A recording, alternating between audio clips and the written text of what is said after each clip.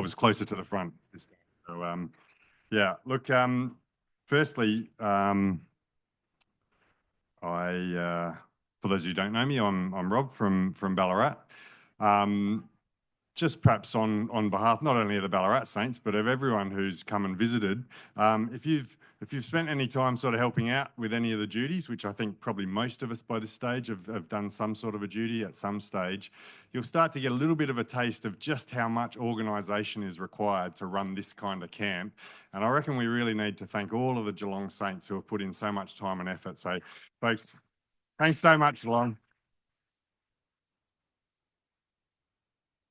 This sort of a camp is such a great opportunity for the Victorian fellowships to come together, to have great time, not only encouragement in the meetings, but to have fellowship with each other outside of a meeting setting as well, which is an incredibly important part of the fabric of our fellowship. It's one of the ways we grow when we hear each other's testimonies, when we get to know each other, when we get to know each other's lives, we're able to support each other and we're able to encourage each other. And I think just this is a fantastic asset to the Victorian fellowships. So thanks very much to everyone who was involved. All right. Now start my timer. All right.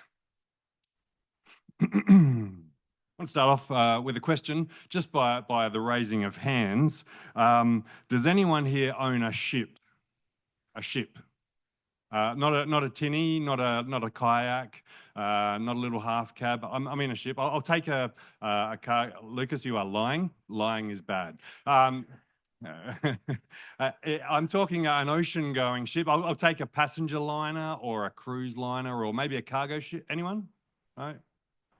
Apart from Lucas? All right. Does anyone know anyone? Anyone have a close friend who owns a ship, an ocean-going liner? Ben? Yeah, fishing vessels. I don't care about fishing vessels. I'm talking ships. I don't care. It's a fishing vessel. I'm looking for cruise liners. I'm looking for cargo, international cargo. No? All right. Well, I think probably mostly the reason for that is because they are insanely expensive, right? They're not a thing that you go down to the 7-Eleven and pick up two of, right? A ship is generally a project which is sort of decades in the making. And then once it's built, then you hope it's working flat out for you all day, every day for decades on end, because they are a massive investment. And a ship is not something that you sort of enter into lightly. You've got to put up an awful lot of money to get it started, and then it's got to make money for you for a long while before it pays itself off. They're not something that we just sort of get involved in lightly. However, this stretch of the coast here, probably if you've been sort of wandering around and doing any of the touristy things, this stretch of the coast here is known as the Shipwreck Coast. All right? And that's a little bit about what I want to talk about today. Just perhaps, unless you've actually seen the signs and know the figures, on the coast of Victoria, given the fact that a ship is an incredible, huge investment of money, and a ship quite often involves, decades of building, and quite often a shipwreck involves, sometimes hundreds of lives. Does anyone want to take a stab as to how many shipwrecks there have been on the Victorian coast?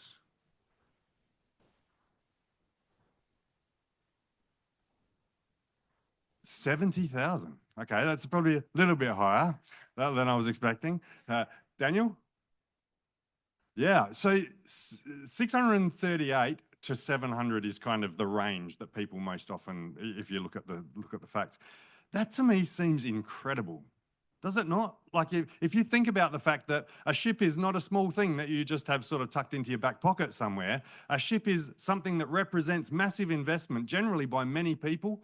Generally, big companies are required to build a ship, and it's always been that way. A lot of these are a couple of hundred years ago, but even then, ships were worth many years of any normal person's salary. It wasn't a small thing, and yet there are 638 at least along the Victorian coastline. And just in this bit here, there's 28. just in this bit here, there's been 28 shipwrecks of all kinds. Now, perhaps we might turn to Hebrews chapter 6.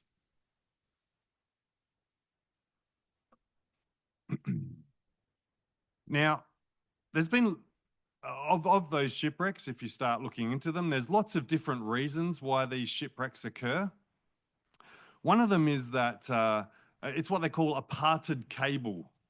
Parted cable doesn't necessarily mean much to us, but basically, you've got the anchor out and then the cable on the anchor snaps, whether it's a rope or a steel cable or whatever, but that anchor, the cable snaps. And what generally happens is it's because the ship has got to somewhere where they feel like they're safe. They feel like this is a good spot to stop, and they chuck out one or two or more anchors, and then what happens is a storm blows up. And the movement of the ship on the top of the waves in the storm actually causes so much strain on the anchor because the anchor doesn't go anywhere. It snaps the cable, and then the ship ends up being completely out of control in the waves. And generally, if it's somewhere near either a harbour or a cliff or something, in it goes. And in quite a lot of cases, there have been multiple fatalities caused by one ship breaking its anchors and bashing into another ship, and then they both get shipwrecked. And so we get this picture of the fact that in many cases the ship thought it was safe. Not that the ship has an awareness of its own safety, but perhaps the ship's captain thought he was in a safe position, put down his anchors, and a storm has sprung up, and now all of a sudden there's fatalities. We read here in Hebrews chapter 6. Now, this is in the middle of a much bigger thought, and we don't normally sort of just quote one-liners out of context here, but for today we're going to look at Hebrews chapter 6, and in verse 19, the first line, which hope we have as an anchor of the soul, both sure and steadfast, and which entereth into that within the veil. Let's just go back to that first line. Which hope we have as an anchor of the soul, both sure and steadfast. If we take the analogy of the ship, there are times in our walk perhaps where we might think we've made it to somewhere safe. We might think things are going all right. Things are going pretty well, you know. We might even have another ship over there that, you know, is anchored somewhere with us, and perhaps we all think we're in some sort of safe waters and everything's okay.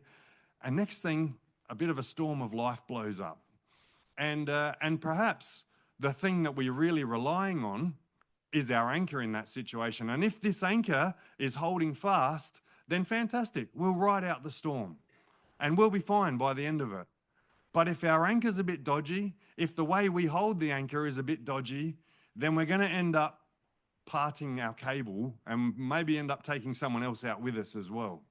And we see here that it's the hope, and that hope that we have, and we're going to talk a little bit more about that hope, but that hope that we have is sure and steadfast when it comes from the Lord. When our hope is set on the things of the Lord, that's when we can ride out the storms of life. But if we're in a position where the storms of life come against us and our hope is in something other than the Lord, then we're going to end up in a position where pretty quickly we might be either running aground on the rocks or bashing into some other ship that's next to us and causing multiple fatalities. There was that, like I said, parted cable is one of the main causes of shipwrecks along here. Ships that thought they were in a safe zone, and they weren't able to weather the storm. One of the other main reasons for shipwreck is the captain. And I want to tell you about a few of those. There was a ship named the Schomberg, and the Schomberg, the SS Schomberg. I just have to pull up a few notes here. Sorry, I got a phone call just before, and all of a sudden, all of my notes that I had put here very nicely are all in a very different spot. All right. The Schomberg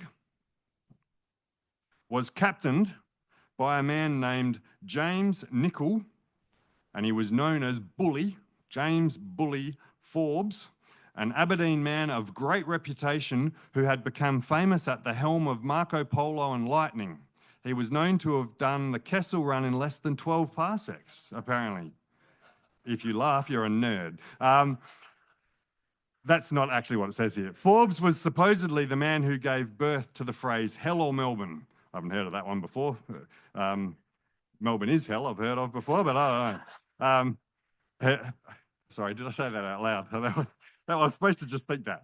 He was the holder of a record 68-day run from Liverpool to Melbourne, and he was the captain for this ship, the SS Schomberg. It was her maiden voyage, 1855.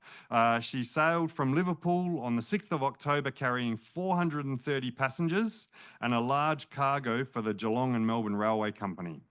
A patriotic cheering crowd turned out to see her off, and as she was towed down the Mersey, her signals read 60 days to Melbourne, fluttering gaily from her mizzenmast. They commissioned a tune. A band played the Schomberg Gallop, which was written by Charles Dalbert. I bet you didn't know that. And it was said to be. She is without exception the noblest piece of noble architecture I have ever looked upon, said one of the naval surveyors who had surveyed her. At first, on her maiden voyage, she enjoyed moderate winds, blah, blah, blah, blah, blah.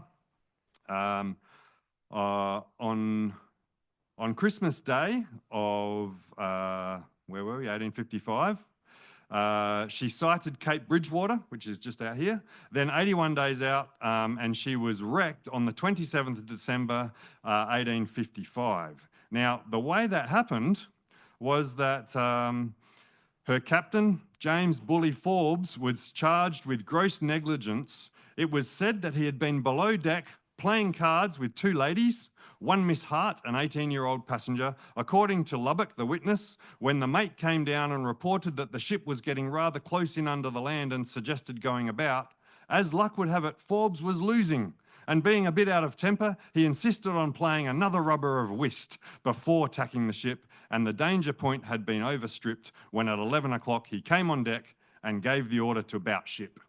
The Melbourne court heard that as he was aiming for a record-breaking 60-day run to Melbourne, but was well behind schedule, she was a very heavy ship carrying railway iron, railway carriages, etc., and the trip was proving rather slow. The captain was cleared as the sandbank was uncharted, and there was not enough evidence to show that he had not used every precaution necessary to save his ship. Public outrage ensued. And he was sacked, and he ended up being made pilloried and made an example of for someone who was negligent in their duty. Now that's James Bully Forbes and the SS Schomberg. Didn't even survive its maiden trip. And we're going to have a look here at a scripture in 1 Timothy chapter 1.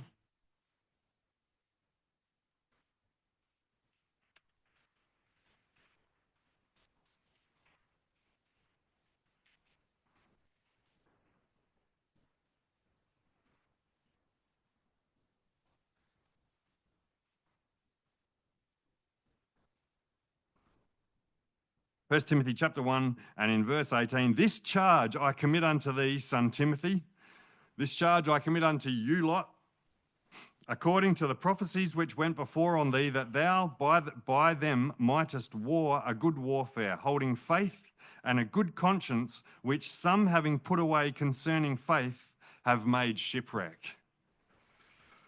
There are times in our walks when we might take on the captaincy. We might think, I got this. I pretty much know where I'm heading. I might even break a record. I'm going so well.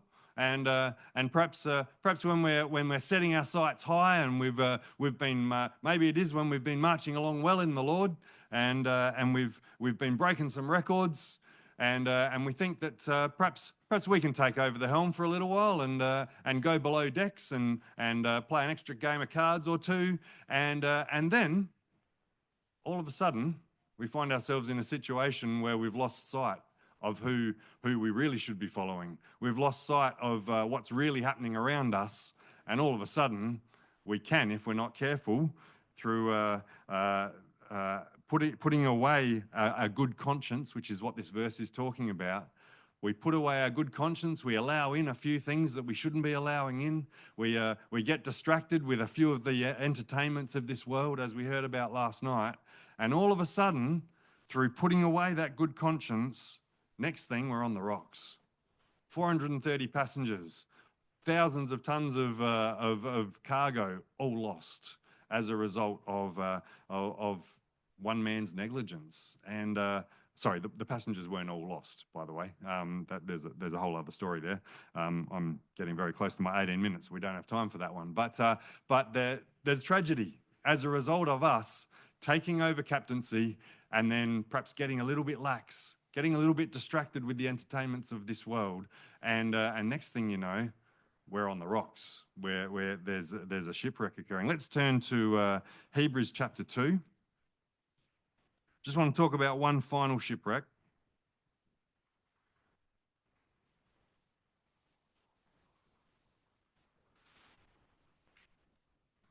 Remember that ship, the Schomburg, the SS Schomburg, cost the equivalent of many millions of dollars in today's money. And it was on its maiden voyage. It had taken ages to build. It had had all of this money poured into it. And on its very first voyage, it didn't even make it to the other end. What a tragedy. We're going to talk now about the Loch Ard. Now, I think there's a Loch Ard dorm. Is there here? I think someone's in the Loch Ard dorm here. There's definitely a Loch Ard Gorge just up the road, which takes its name from this ship. But it was an iron-hulled clipper that was built in Scotland in 1873. And 5 years later, it was being captained by a man named George Gibb. It had a crew of 36 men and 18 passengers for a total of 54 people on board. She was about 80 metres long and 11 metres wide. So not huge, but by the standards of the 1800s, she was pretty good. She was loaded with a general mixed cargo weighing in of 2,275 tonnes. Now, she left Gravesend in the UK on the 1st of March in 1878. And they sailed non-stop for 3 months. Imagine that, 3 months on an 80-metre bit of wood. That's not bad going. On the 1st of June, she was approaching Melbourne. The crew expected to sight land, but encountered heavy mist. The inquest determined that having missed the Cape Otway lighthouse and having 2 faulty chronometers on board and not having been able to take a reading to establish his exact position due to bad weather conditions over the previous few days, Captain Gibb was unaware how close he was running to the coast. The mist lifted at around 4 a.m, revealing breakers and cliff faces, just over here actually.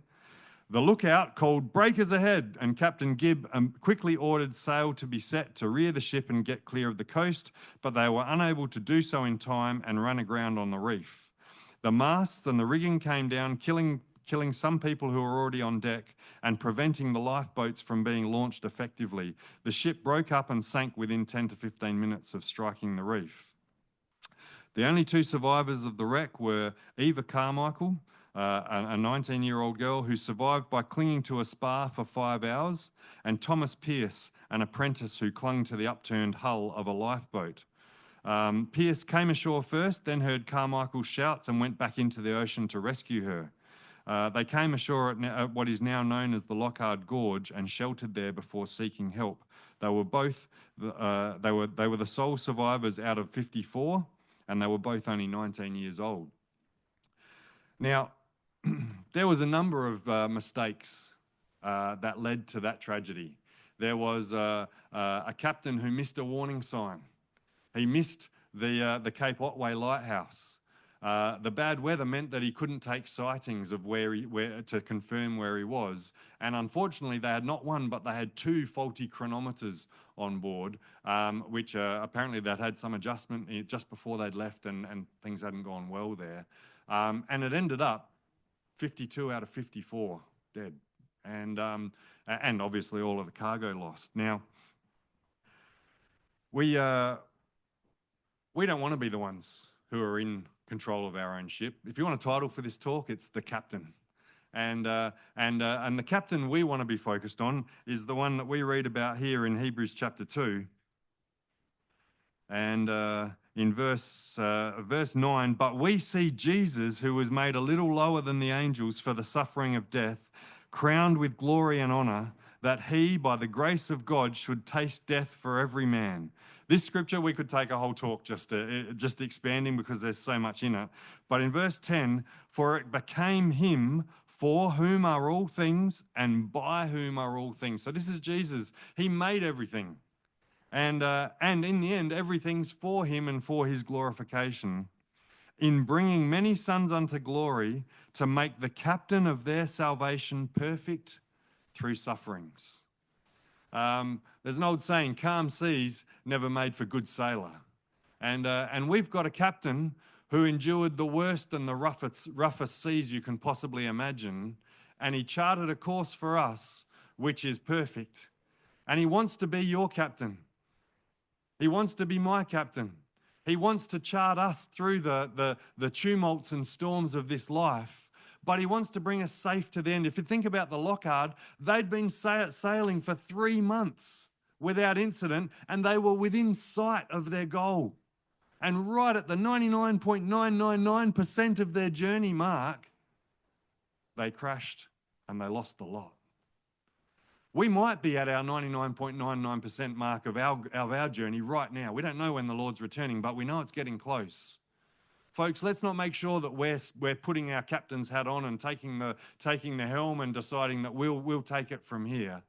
Let's leave that to our captain. Let's follow what he says. Let's follow what the encouragements we're given in the meetings are. Let's make sure we're following the instructions to be prayerful, to be turning to the Lord every day privately for ourselves and really growing our walks in the Lord. Let's make sure that we're ready to talk to those who are also going through the storms of life and to bring them into the ship where they can be saved too. Let's make sure that we're not at this point deciding that perhaps one more game of cards might be the way we go. One more app on our phone that's going to chew up all of our time and energy and distract us and possibly actually lead us into much worse than that. Let's focus. Let's be on the ship with the Lord, following his path. And all the people said, amen. Now,